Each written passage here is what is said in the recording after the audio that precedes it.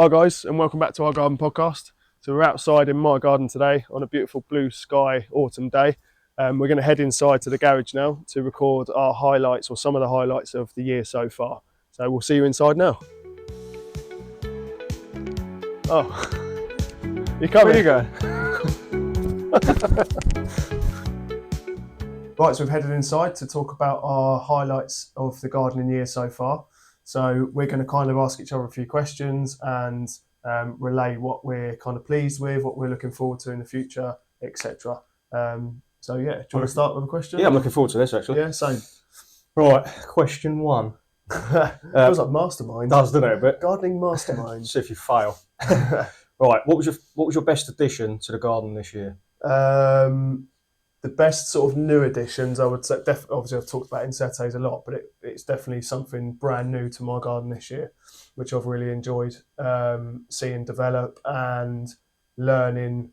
To be honest, I've put it in the right place straight away because it was fantastic, wasn't it? Done really well this year. It did really well. The colour of the leaves were fantastic. The size of it was great up until, you destroyed it last week by cutting all the leaves back, but it was really, really good. And I was very impressed with how it looked in my hot border amongst the tomatoes, amongst the cottage vibe that I've set up in that first border that I ever created. You underplanted with coleus as well, didn't you? Yeah, put coleus in there. Real good zip. Yeah, and I was really surprised how well that's still doing now. It's still full of colour and still growing up until a couple of weeks ago. So I think that border is definitely, at certain points during the summer, late summer, it definitely was my favourite part of the garden I've had in 5 years, that border, 100%. Nice. So yeah, I was really pleased with that.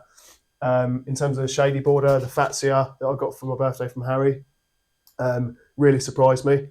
It literally had, I think, 3 or 4 little leaves on it. It was only a tiny sort of almost like a plug plant when I got given it. And now it's great.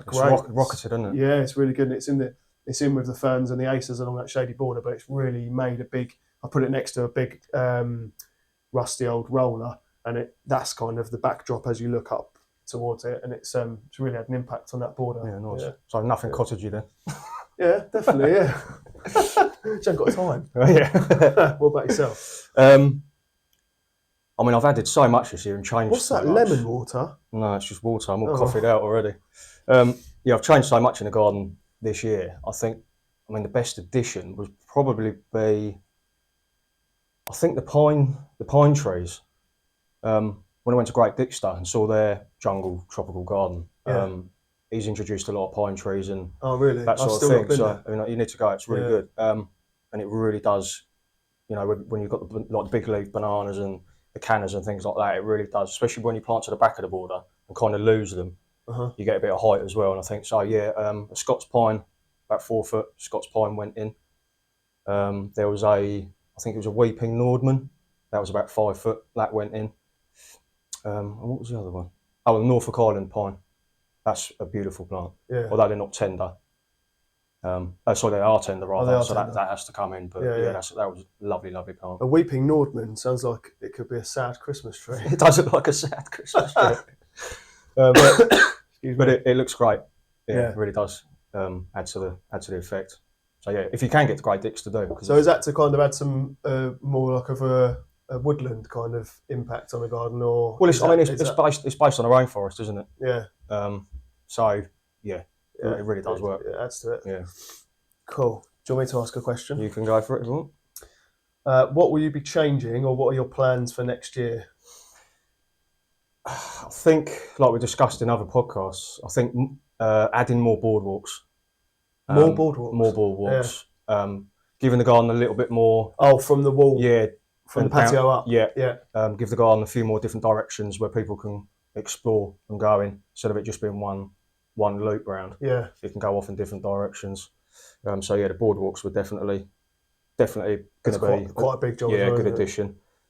And for you guys that have seen the patio / Mediterranean area, it's quite bare, quite barren. I mean, we bulked it out this year with a lot of bedding plants, didn't we? And quite a bit of colour, which worked really well. But I think I need to bring the jungle down and kind of in pots and stuff. Or? Yeah, I think pots. I mean, there's 2 built-in planters that come off the side of the pond.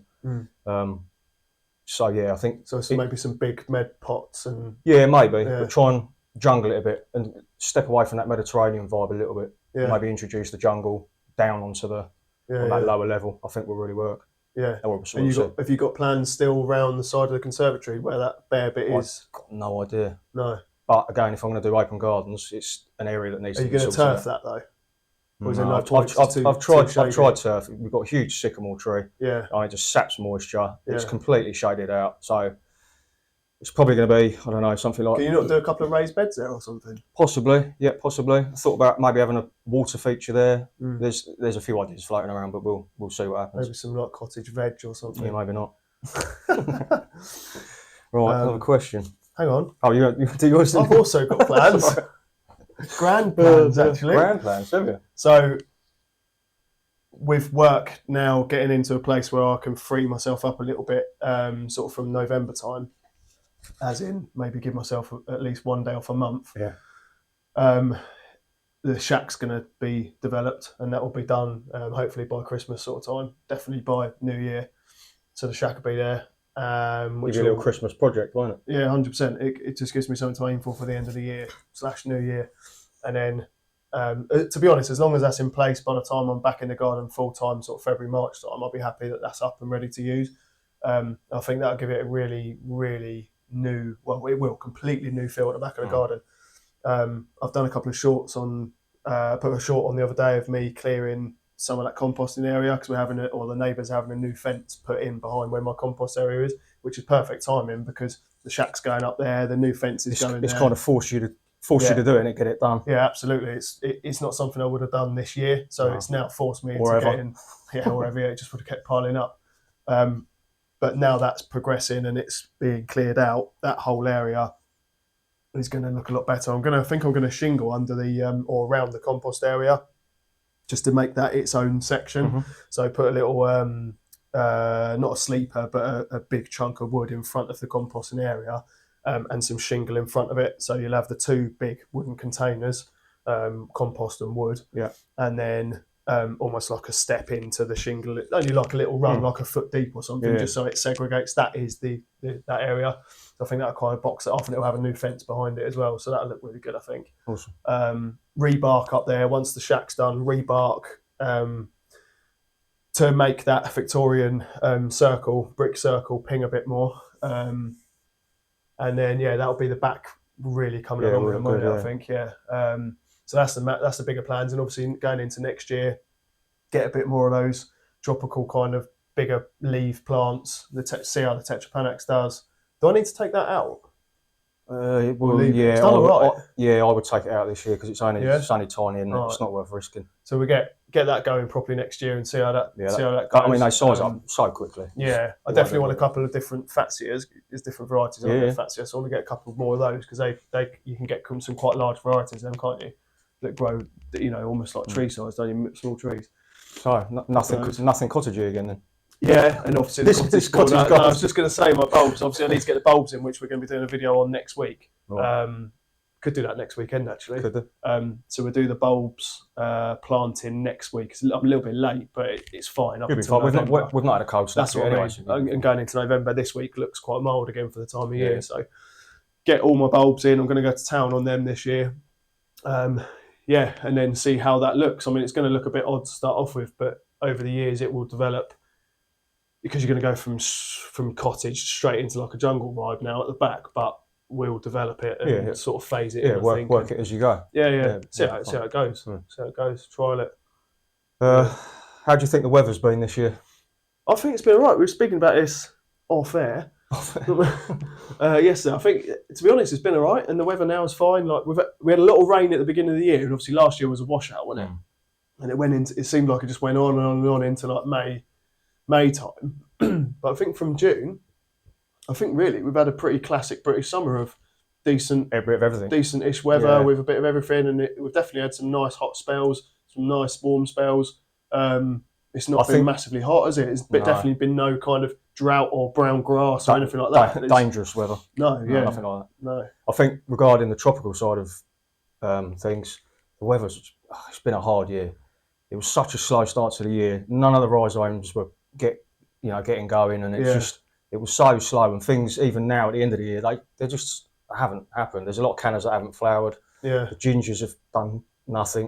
Do you think that's because it was so wet at the beginning of the year or not?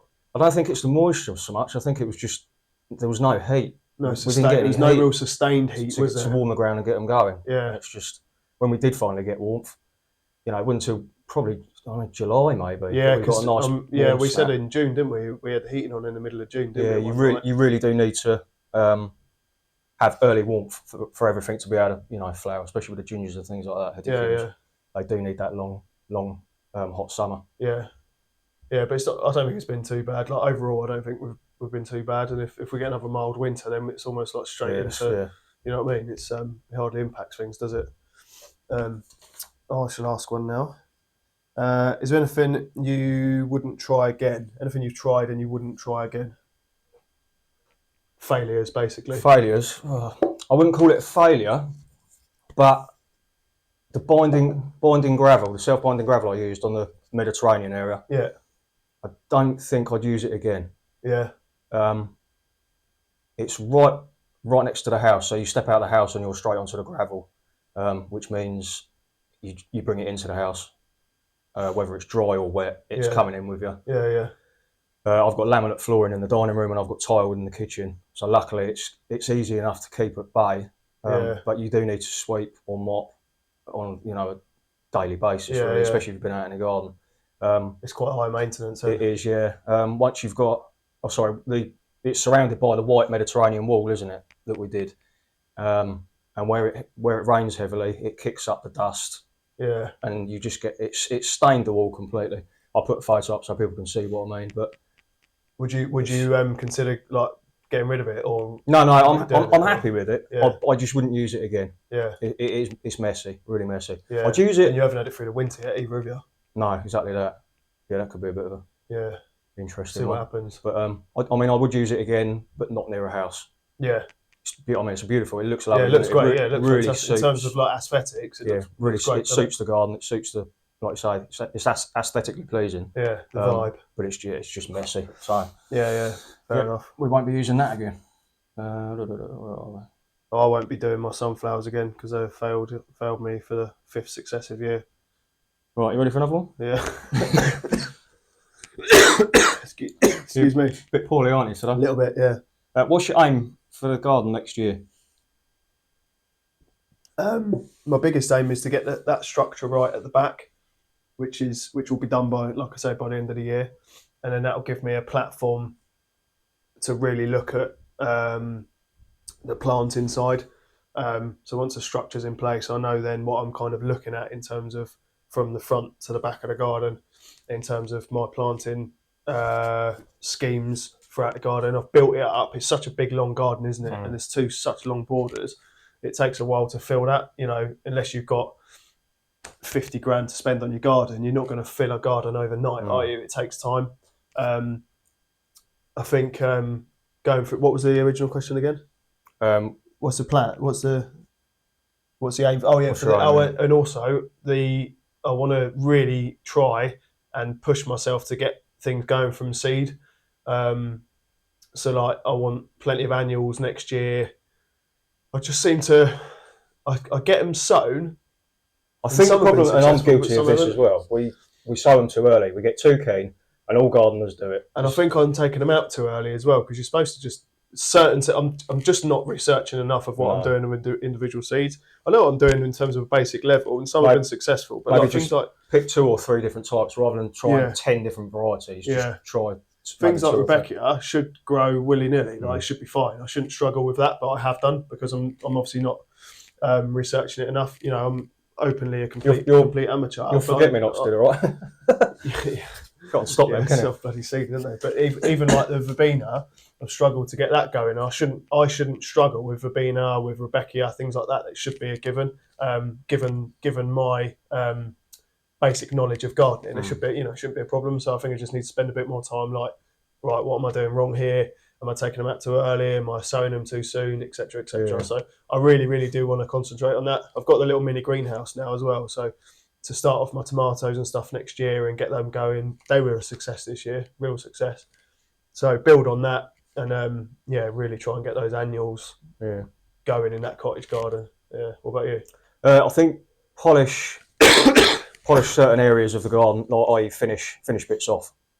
There was a few comments last year about it needing a bit more in certain areas. A few bits, like I say, finishing off, tying up loose ends. I think because it's where I want it to be. Pretty much, it's just a few little tweaks. I think so, nothing major. Yeah, just a few tweaks, and I'll be happy.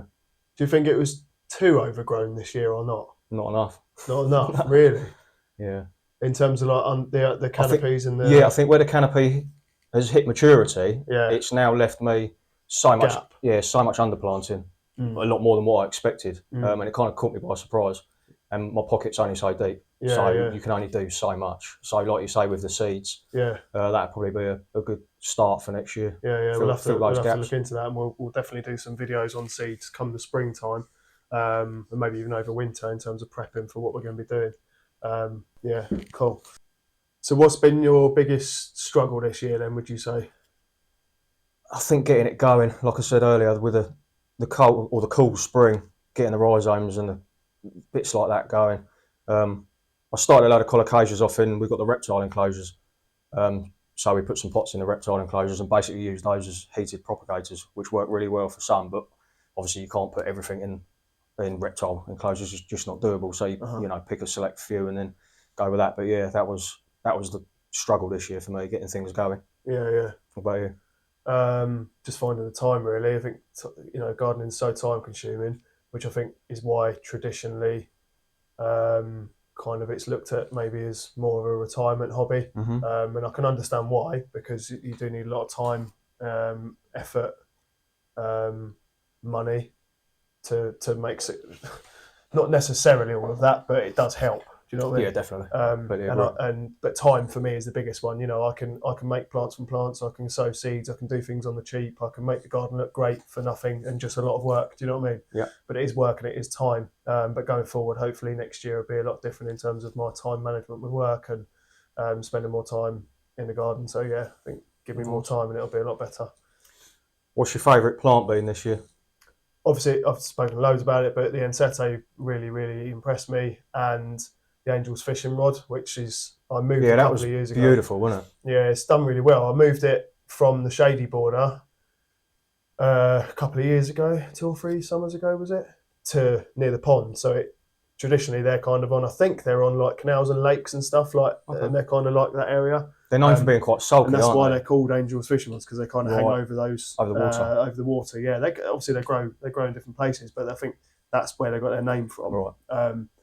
And they literally look like a fishing rod hanging over the pond. Yeah, it did look lovely. Really good. So yeah, I was really impressed with them. Yeah, that was a favourite of mine actually. In your garden. Yeah. What's your dream plant? What did I say? Oh yeah, that was it. Because I was trying to think, wasn't I, yesterday about my dream plant. My dream plant, I think, would be I love a tree fern.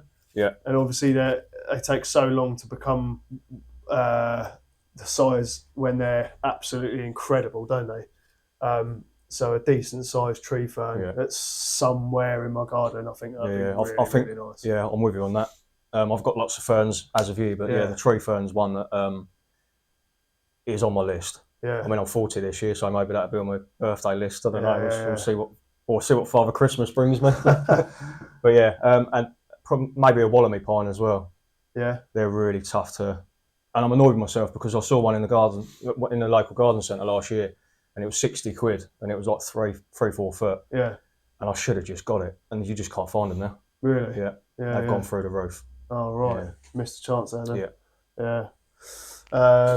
Okay, so plant, dream plant. What are your concerns in the garden, either this year or going forward? It's too small. I'm going to need a bigger boat. Yeah. I don't really know. I think. Is running out of space a genuine concern? Not this year. Maybe the year after it'll be a bit of a concern. But you just have to swap the plants around and out with the old in with the new, and just keep rotating. Keep adjusting it, and then keep tearing. Yeah, but I haven't really got no concerns really at all. No. I'm looking forward to it. Yeah. I think one of my biggest concerns is the way that grass cracks up and breaks up. I'm never going to be able to get that lawn right with the way that my garden is, with the surrounding trees and shrubs. Something you're just going to have to live with, isn't it? Yeah, I think getting a load of sand in there at some point and composting it and reseeding it will help a bit. But yeah, that's my biggest concern in terms of the lawn area. And obviously, if we didn't have kids, it'd be less lawn anyway. But no lawn with the kids, yeah. With the kids, we need that lawn space, and it's just like it's getting to the point where it's a little bit dangerous, really. Sometimes in the summer months and the dry months, it's lose the dog down a crack. Literally, yeah, they open up so wide, don't they, and so deep as well. But yeah, it's a concern, which is not really anything I can do about immediately. So, but apart from that, yeah, like you, just looking forward to it. Really. Yeah. Cool. What's the highlight of your year been in the garden? Probably get my free greenhouse off Facebook Marketplace. That was a good find, that, wasn't it? Yeah, it was.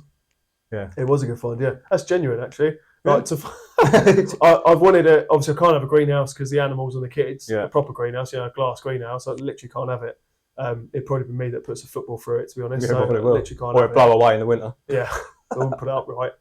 But to have that small greenhouse is really exciting for me with my seeds and my veg and that next year, and seeing how I can use that. It's got like 4 or 5 good sized shells on there, and yeah, see what happens with that. Yeah, nice. It's quite exciting. What about you? I think my highlight was, there were loads on there this year for both of us, but for my garden especially.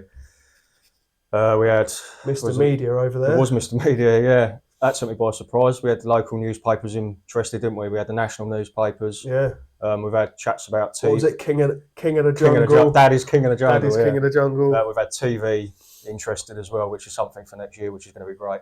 WWF. WWF, the fundraisers and the open gardens. Yeah. But I think as a whole, or if I had to pick one of those, it'd definitely be the fundraisers for the WWF. Yeah. The effort that everybody put in, like, to help me out and get it done. Yeah, but it was you that did that. I know, but I couldn't have done it without certain people, and we raised a hell of a lot of money for the WWF, which I'm over the moon with. Absolutely over the moon. So I think that's definitely the highlight of the year, was the open gardens. Yeah, it was really good, wasn't it? That evening one was really good, wasn't it? That was lights. I loved the evening one was definitely the best one. It's been really which is a shame because the daytime one we did had all the reptiles and insects and inverts, didn't it? Things like that. But by the time we decided to do the evening one, they'd all gone back to their collectors. They'd gone back in the house, where they normally are. So they weren't on show. But I think next year we're going to do a daytime into a nighttime one. And do it as one whole open garden in one day. I think our joint highlight was definitely meeting Adam Frost, though, wasn't it? It was, yeah. You've never got over that, have you? No, I think of him every morning. Yeah. Yeah, that day was insane, wasn't it? And we stayed up there for the night, and then when we met the garden as well, a lot of them, didn't we? We met Nick, met Sue, met Adam Frost, and we saw Monty. That was such a great day, wasn't it? And then to meet Adam and shake his hands, stood there in our t-shirts with a picture and that, wasn't it? That was so cool. That was like joint highlight, definitely, wasn't it? Yeah, it was good. Yeah, it was a good day, brilliant day. And your face when you saw the smallest thing I've ever seen on a bit of slate and was like, what was that? Some sort of orchid, wasn't it? Yeah. With a 4-figure price tag, nice. Yeah. I haven't seen you look that amazed at something so small for a while. Very pathetic, isn't it? On that note, I think we should call it a wrap, don't you? We're out of questions now. Yeah. Right, so that's been our kind of general overview of highlights of the year so far. Still a couple of months to go, but obviously we're heading towards the autumn and winter now. We will have plenty more content coming up over the next few weeks. So please just hit subscribe and like and give us a comment if you've got anything else you want us to do videos on. That'd be great. And we will see you all very soon. Bye. See ya.